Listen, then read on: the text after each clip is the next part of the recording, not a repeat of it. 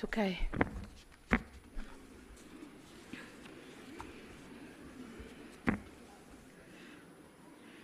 Kwa sababu mimi ni msemaji wa mwisho, itabidi niwatambue waliokuwepo, nisiseme utaji umeswihi. Kwa hiyo nianze kutambua naibu waziri mkuu na waziri wa nishati, Dr. Doto Biteko, Mheshimiwa Kitila Mkumbo, waziri wa nchi, ofisi ya Rais, mipango na uwekezaji, waheshimiwa mawaziri wengine kama mpo na manaibu mawaziri, Mheshimiwa Balozi Moses Kusiluka, katibu mkuu kiongozi wa Jamhuri ya Muungano wa Tanzania, pamoja na katibu mkuu mstaafu ambaye pia ni mwenyekiti wa TPDC, Balozi Ombeni Sefue, kinitambua uwepo wa mkurugenzi wa WHO Africa, Profesa Mohamed Janabi,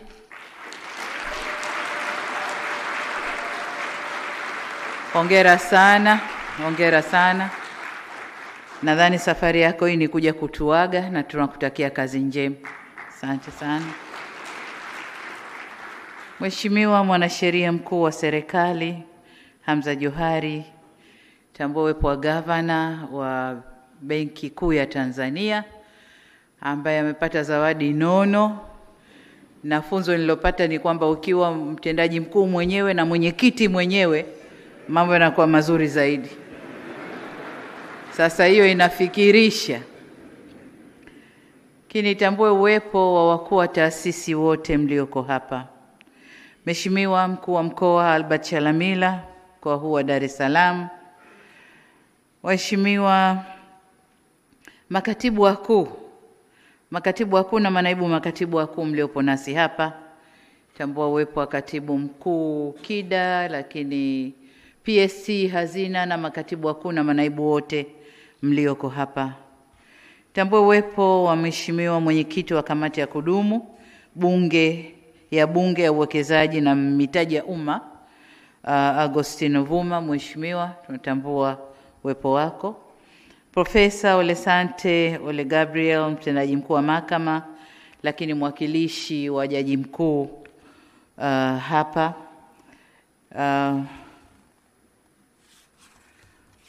Ndugu Nehemia Mchechu, msajili wa hazina Tanzania, ndugu Wahid Sanya, msajili wa hazina Zanzibar, karibu sana.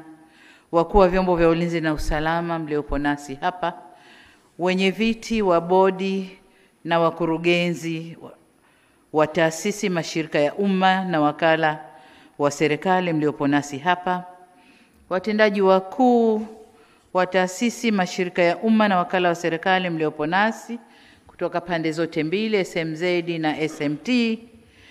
Pia nitambue viongozi wa dini, nitambue uwepo wa watumishi wa msajili wa hazina na secretariat ya hafla hii, ndugu zangu wanahabari, wageni waalikwa wenzangu, mabibi na mabwana, Jamhuri ya Muungano wa Tanzania.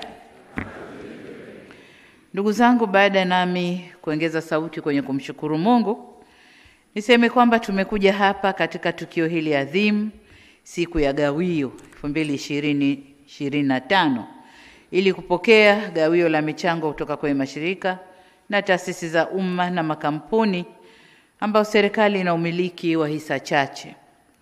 Nimshukuru na kumpongeza Waziri wa Nchi Ofisi ya Rais, Mipango na Uwekezaji kwa kazi nzuri ya kuongoza mageuzi ndani ya mashirika ya umma. Lakini pongezi za pekee ni kwa msajili wa hazina pamoja na timu yake kwa ufuatiliaji wa siku hadi siku wa mashirika haya kwa kuipa umuhimu wa kipekee pia siku ya leo. Vile vile niwapongeze kwa maandalizi mazuri ya hafla hii. Hongereni sana. Mlitushukuru kwa hafla hii kufanyika Ikulu, lakini nadhani hapa ndo kwao. Sababu wizara inayoshughulika na msajili wa hazina ni mipango uwekezaji, ofisi ya Rais mipango uwekezaji. Kwa hiyo mmekuja nyumbani. Tukio hili linaakisi dhamira yetu thabiti ya kuhakikisha kuwa uwekezaji wa umma unaendelea kuleta matokeo chanya na yenye tija katika maendeleo ya kiuchumi ya taifa letu. Muhimu zaidi, siku hii inadhihirisha mwelekeo wa serikali wa kuingiza au kuzingatia ufanisi, tija na uwajibikaji katika uendeshaji wa mashirika ya umma. Kwa ufupi tuseme tuna lengo la kuondosha mashirika mizigo.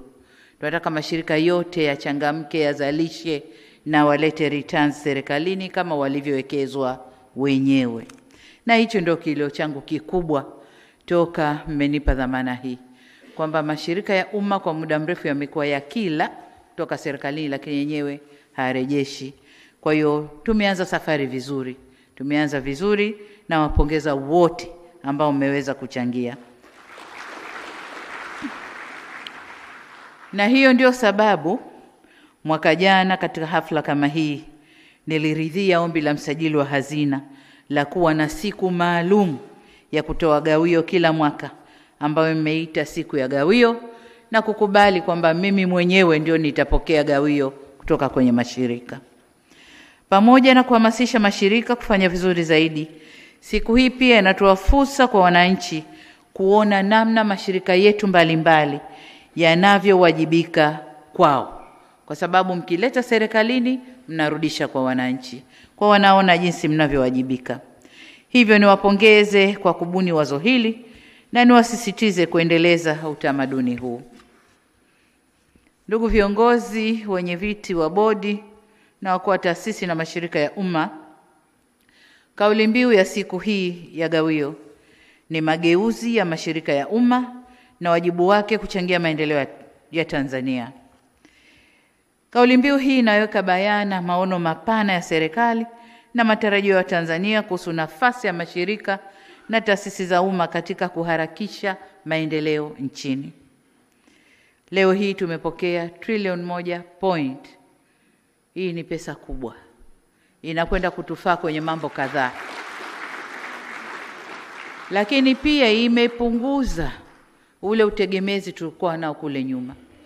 Kama tulikuwa tunagaiwa trilioni 10, sasa 1 tumeileta wenyewe ndani, tategemea 9.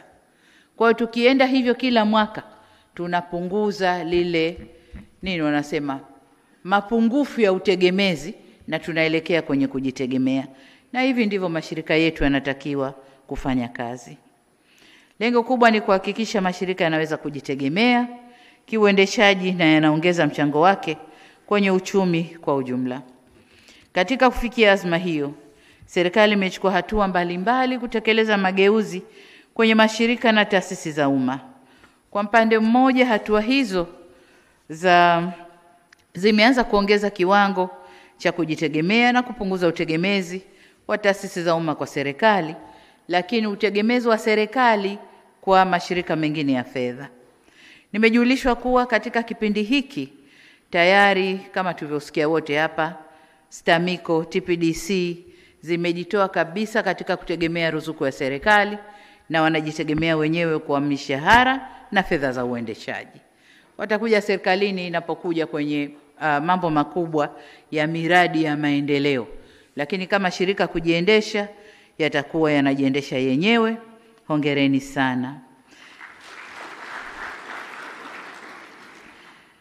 Waheshimiwa viongozi, mabibi na mabwana, mageuzi tunayoyafanya hayana budi kuongozwa na ufuatiliaji na tathmini madhubuti au thabiti. Na haya ndiyo niliyomsisitiza msajili wa hazina kwenye siku ya gawio mwaka jana. Sasa nimejulishwa kwa tathmini hiyo imefanyika na maboresho husika ya kiutendaji yameshaanza kutekelezwa. Pamoja na mambo mengine, maboresho hayo tayari yamewezesha mashirika 11 ya kipaumbele, yani key state owned enterprises, kati ya mashirika 13 yaliyokuwa na mtaji hasi kutoka kwenye kundi hili na kuingia kwenye orodha ya mashirika yenye mitaji chanya. Na tumeona hapa 2 watatu wamejitutumua. Hawakuwa wanatoa gawio, lakini mwaka huu wameanza kutoa gawio. Wengine ndio hivyo wamejitegemea. Wengine wameongeza kiwango cha kutoa. Kwa hiyo tunawashukuru sana kwa kazi kubwa ambayo mmeifanya. Lakini mashirika mengine 8 kati ya 13 yaliyokuwa yakipata hasara mfululizo yametoka kwenye lindi la hasara na sasa yanapata faida. Asanteni sana, hongereni sana. Niwapongeze wote kwa mabadiliko haya chanya na ya kutia moyo.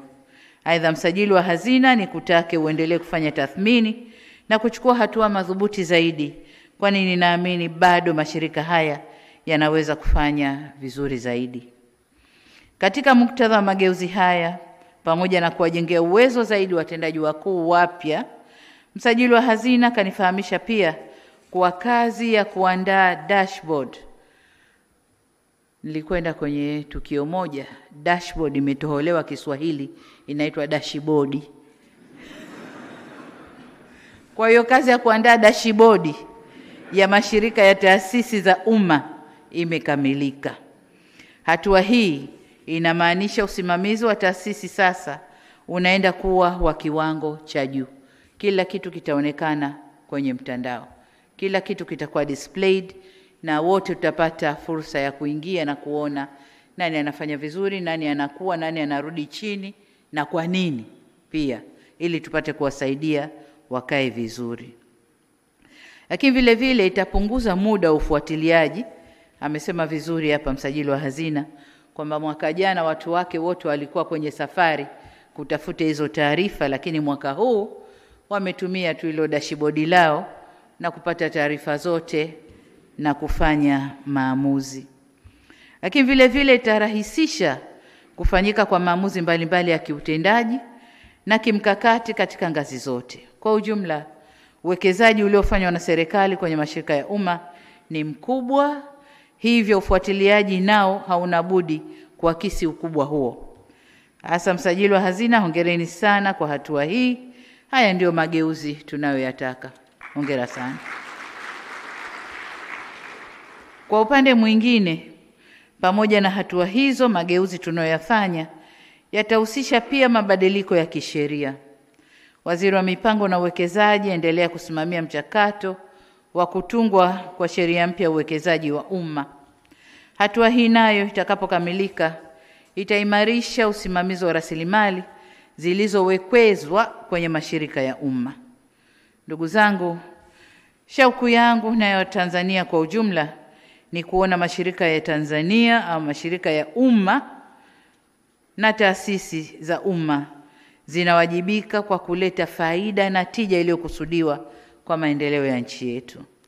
Na hili ndilo lilotukusanya hapa leo, yani kupokea michango isiyo na kodi kutoka katika taasisi na mashirika ya umma inayojumuisha gawio, michango ya 15% na mapato ghafi na mapato mengineyo. Msajili wa hazina asubuhi leo TBC katika sijui wanaita nini, tano za jambo sijui kitu gani, kulikuwa na ofisa wako anahojiwa na alipigwa maswala mazito, lakini yote kayajibu vizuri. Kwa kiasi fulani ametoa elimu kwa watu. Aliulizwa mapato yasiyo na kodi ni nini na kwa nini gawio. Aliulizwa maswali 4-5 lakini yote kaeleza vizuri. Kwa hiyo hongereni sana. Kwa hiyo nieleze furaha yangu kwa idadi ya mashirika yaliyowajibika kutoa mchango wao imeongezeka, na nikutake msajili wa hazina kuendelea kulisimamia hili. Gawio si fadhila, bali ni haki ya umma kupitia uwekezaji mkubwa uliofanywa katika mashirika ambayo kwa sasa thamani yake imefikia shilingi trilioni 86.29. Hiyo ndio uwekezaji serikali imefanya kwenu ili mzalishe, turudishe kwa umma. Na ndio maana mnaitwa mashirika ya umma, turudishe kwa umma. Kwa hiyo jitahidini, ongezeni jitihada. Nisitize kuwa zama zile za taasisi kuendelea kuchuma serikalini bila zenyewe kurudisha faida zimepitwa na wakati na hazipo tena. Kwa kila shirika lijitahidi kuzalisha ili litoe. Tunataka mashirika yawajibike, yajibebe na yaibebe serikali pia. Aidha, mashirika na taasisi zina wajibu pia wa kulinda uwekezaji uliofanywa na serikali.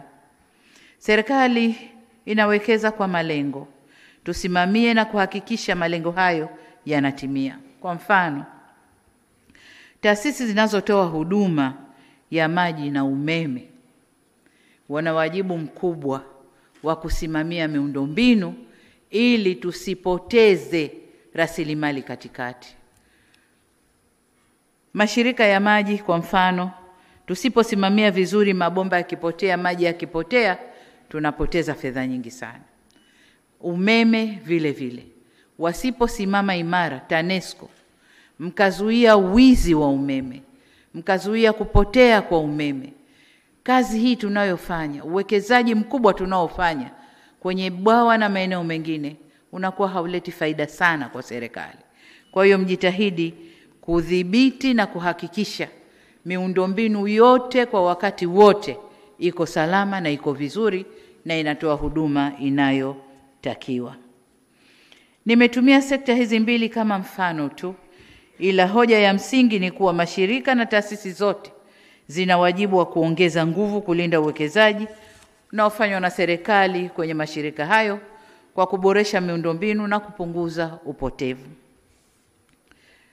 Wakati tunazungumzia mageuzi na wajibu, nisisitize kuwa wajibu mwingine wa mashirika na viongozi tuliowakabidhi kuyasimamia ni kuyapokea na kuyakubali mageuzi yanayofanywa.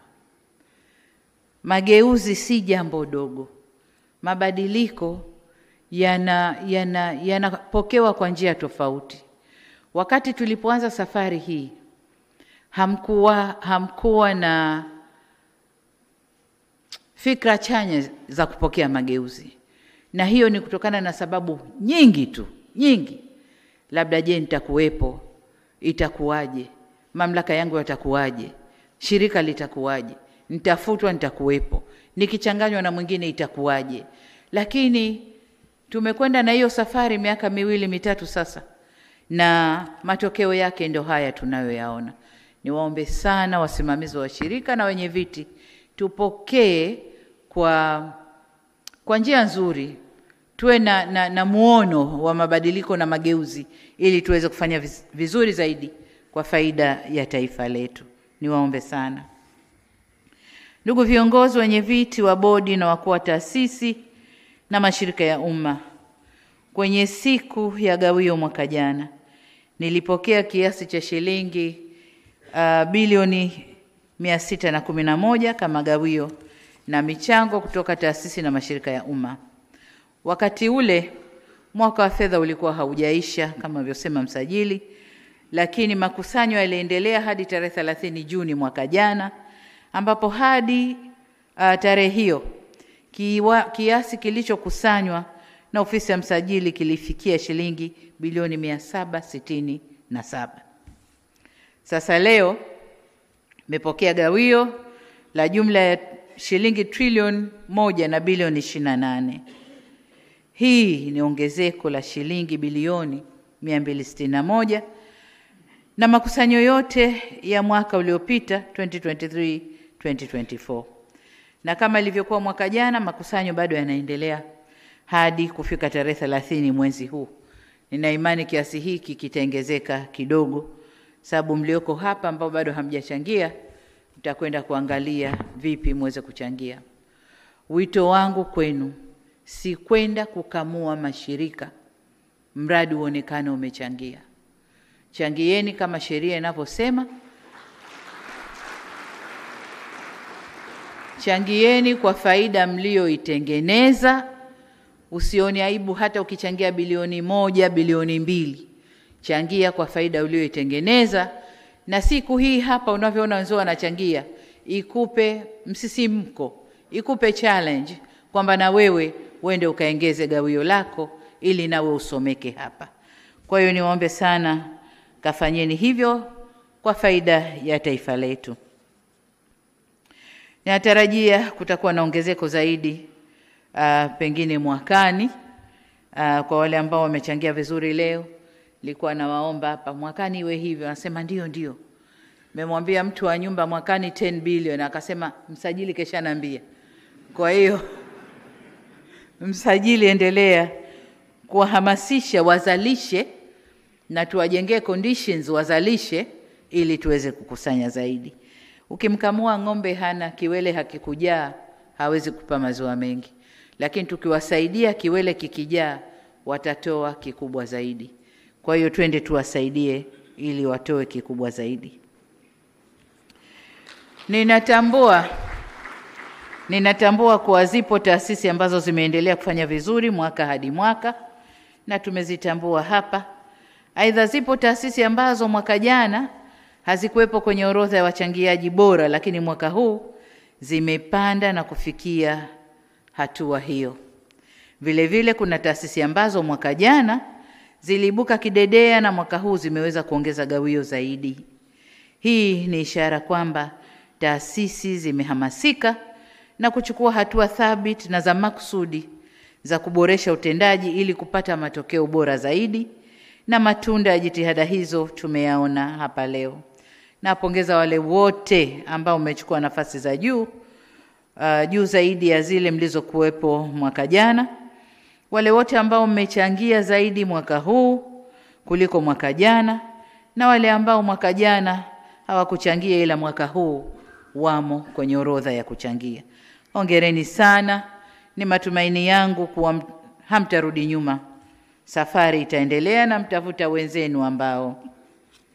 Lakini niungane na msajili wa hazina kuzipongeza taasisi ambazo zinatoa huduma na kusaidia wananchi, lakini michango yao hawaileti kifedha. Na huu ndio ufuatiliaji na tathmini ambao msajili na kuhimiza wale nao waonekane na tujue wanachangia kiasi gani kwenye umma. Kama ulivyosema, taasisi ya JKCI wametoa bilioni 2 kwenye huduma gani, bilioni 14 kwenye huduma gani. Ni mchango mkubwa, unawekwa kifedha na tunawatangaza kwamba nao wanarudisha kwenye umma. Huko ndiko kurudisha kwenye umma. Waheshimiwa viongozi, kwa hakika tumepiga hatua kubwa sana katika kuongeza mchango wa mashirika ya umma. Hata hivyo, pamoja na mafanikio haya, tunaweza kufanya vizuri zaidi katika kufikia matarajio ya serikali juu ya mchango wa mashirika na taasisi za umma katika mfuko mkuu wa serikali wa mapato yasiyo ya kikodi. Lengo letu ni kuona mashirika na taasisi za umma zinachangia angalau 10% ya mapato yote yasiyo ya kikodi. Lengo kisheria nadhani ni 15%. Basi jikuze angalau 10% uweze kutoa gawio kwa serikali, na nina imani hili tunaliweza na itawezekana. Kwa hiyo nikutake msajili wa hazina kuweka malengo na kuyasimamia kwa mashirika ili waweze kuchangia vizuri. Ndugu viongozi, wakati napokea hundi, nimeona pia mwaka huu bado taasisi ambazo serikali tuna hisa chache zimeongezeka au zimeongoza katika kundi la kutoa gawio kama ilivyokuwa mwaka jana. Hii ni ishara muhimu ya manufaa ya ushirikishwaji wa kimkakati au ushirikiano wa kimkakati baina ya sekta ya umma na sekta binafsi katika kuongeza tija na kuleta matokeo chanya katika utendaji wa taasisi zetu. Serikali tunathamini mchango wa sekta binafsi na tutaendelea kushirikiana nayo kwa maslahi mapana ya nchi yetu. Ni lazima tukubali kuwa sekta binafsi ni kiungo muhimu katika safari ya mageuzi ya taasisi za umma na safari ya maendeleo ya nchi yetu kwa ujumla. Hivyo maeneo yote ambayo tutaona kuna umuhimu wa kushirikiana kimkakati na sekta binafsi, tutafanya hivyo kwa manufaa ya taifa letu. Ndugu zangu, siku ya gawio inaashiria kuelekea kuisha kwa mwaka wa fedha na vile vile kuanza kwa mwaka mwingine wa kuonesha matokeo. Hivyo ili mwakani tuone kiwango cha juu zaidi cha utendaji wa mashirika, ukusanyaji wa mapato yasiyo ya kikodi na utoaji gawio, basi nielekeze yafuatayo. Kwanza, niatake mashirika na taasisi kuongeza ubunifu kwa lengo la kuongeza ufanisi katika utendaji na kutatua changamoto zinazowakabili. Nafahamu kuwa taasisi zina changamoto mbalimbali, lakini changamoto kubwa ni suala la upatikanaji wa mitaji. Kwa upande wake, serikali imeongeza uwekezaji kwa 32% kufikia shilingi trilioni 86.29, lakini bado mahitaji ni makubwa. Sasa mageuzi haya ni pamoja na kuwa wabunifu. Tusisubiri serikali itatue kila changamoto inayotukabili kwenye taasisi zetu. Tutumie fursa mbalimbali zinazotuzunguka katika kutatua changamoto hizo, ikiwemo kuingia kwenye soko la mitaji na kuongeza ushiriki wa wananchi. Na hapa ni muombe msajili wa hazina kwamba uendelee kufanya utafiti ili kujua na kubainisha taasisi zenye mwelekeo na viwango wa kuingia kwenye soko la mitaji ili ziende zikachume mtaji huko badala ya kutegemea mtaji wa serikali peke yake. Na hii itaipunguzia serikali mzigo mkubwa wa kulisha mashirika yake. Kiingia huko mtaweza kupata mitaji kupitia njia hiyo. Lakini la pili ni kutake ni kuagize tena msajili wa hazina pamoja na viongozi wote wa mashirika na taasisi za umma kuimarisha matumizi ya tehama. Hii imetupa uhakika kwamba tukijiingiza kwenye matumizi ya tehama tunakusanya zaidi na tunakuza ufanisi kwenye mashirika na taasisi zetu. Kwa hiyo tuendeni tukatumie tehama ili kuongeza uwazi, lakini kama nilivyosema, kuongeza ufanisi na tija katika kutekeleza majukumu yetu na kutoa huduma. Katika hili pia niwatake viongozi wote kuhakikisha mifumo ya tehama iliyopo inaenda kuhuishwa ili iweze kuwa na mlingano mzuri wa taarifa na kuongeza tija kwa taasisi zetu. Jambo jingine kwa msajili wa hazina ni utekelezaji wa majukumu yote ya taasisi unategemea sana ubora wa rasilimali watu. Hivyo na kuagiza msajili wa hazina kuendelea na jitihada za kuwajengea uwezo watendaji wakuu na watumishi wote katika nyanja mbalimbali ili kuongeza tija kwa taasisi zetu. Jambo la 4, tumefahamishwa kwamba serikali imefanikiwa kukamilisha majadiliano yaliyoongeza kampuni za madini, ambapo serikali ina hisa kutoka kampuni 4 mwaka 2020 hadi sasa kampuni 12 kote tuna hisa kwa sasa.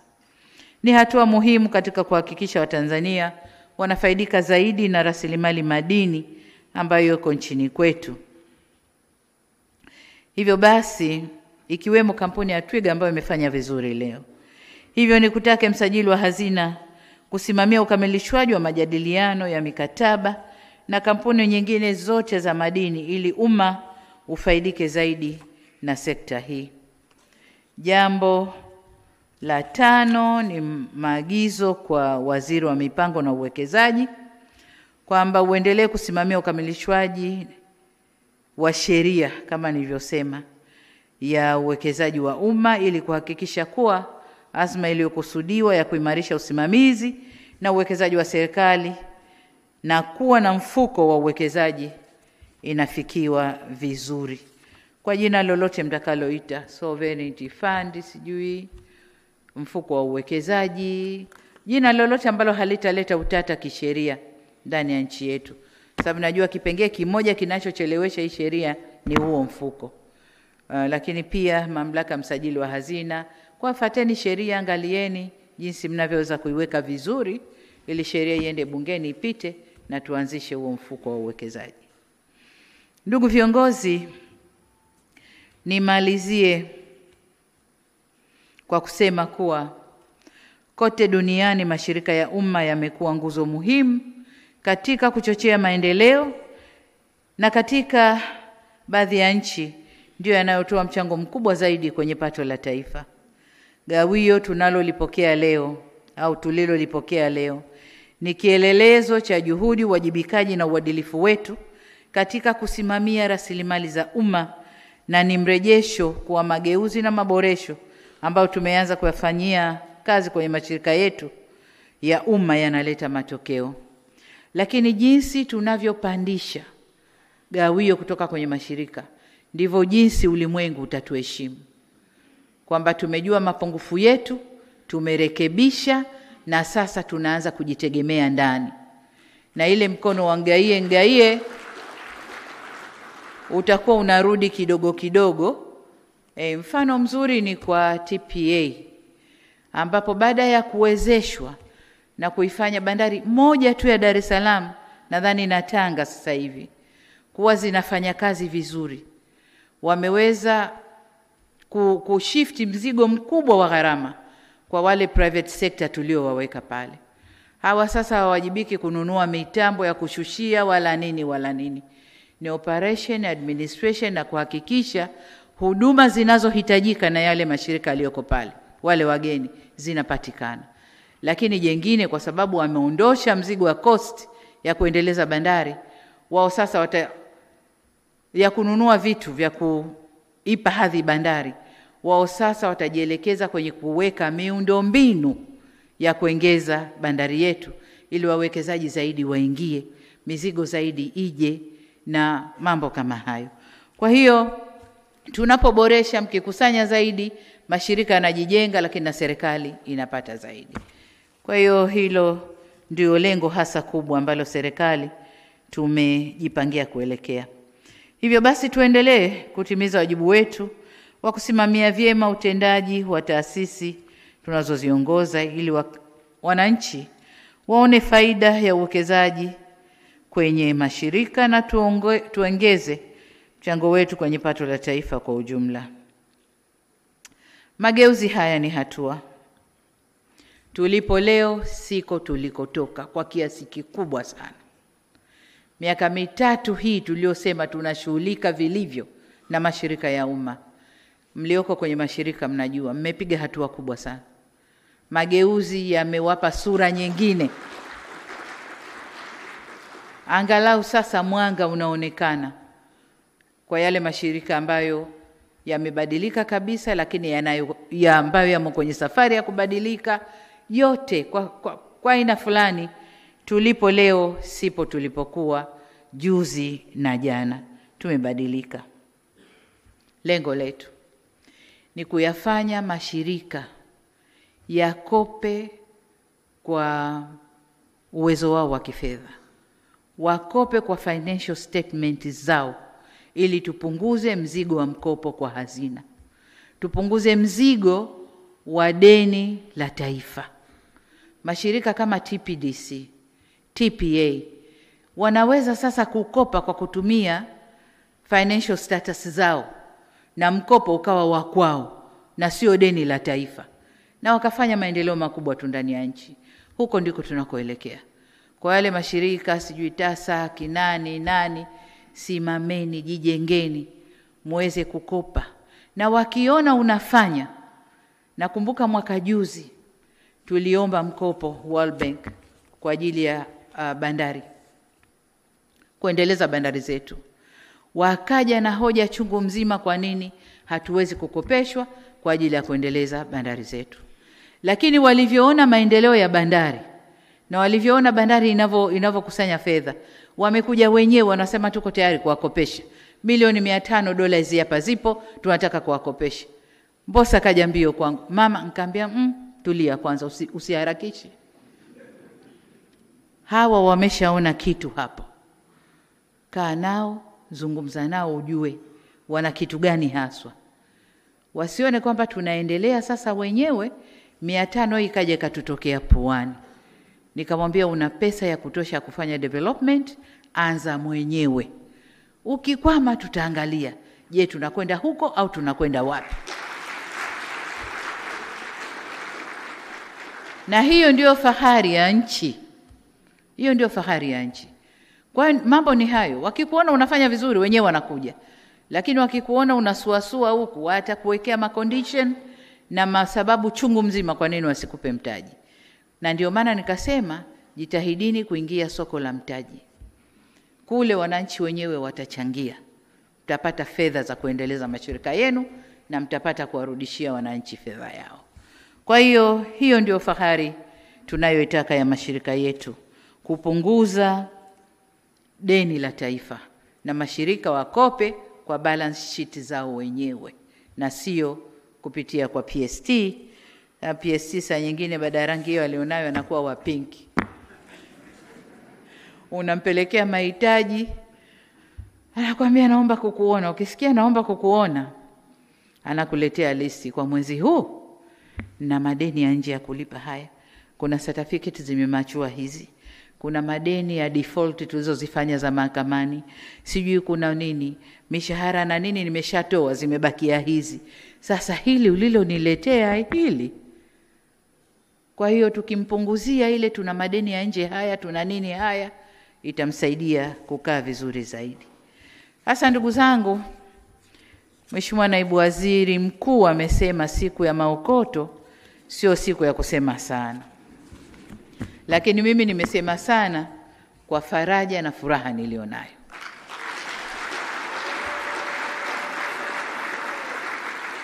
Kwamba mashirika yetu sasa yana mwelekeo mzuri na yanajenga heshima ya nchi yetu.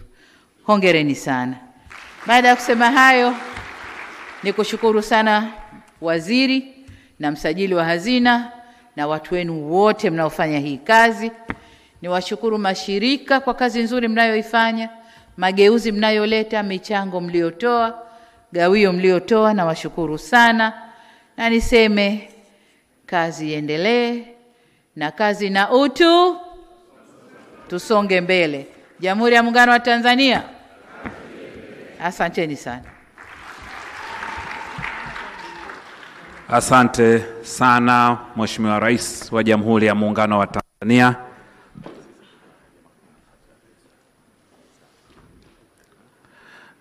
Naomba waheshimiwa viongozi tukae. Waheshimiwa viongozi, itifaki inayofuata hivi sasa ni picha za kumbukumbu ya tukio la leo Juni 11, 2025. Tutakuwa na makundi ya picha 6. Kundi la kwanza itawahusu wenye viti na wakuu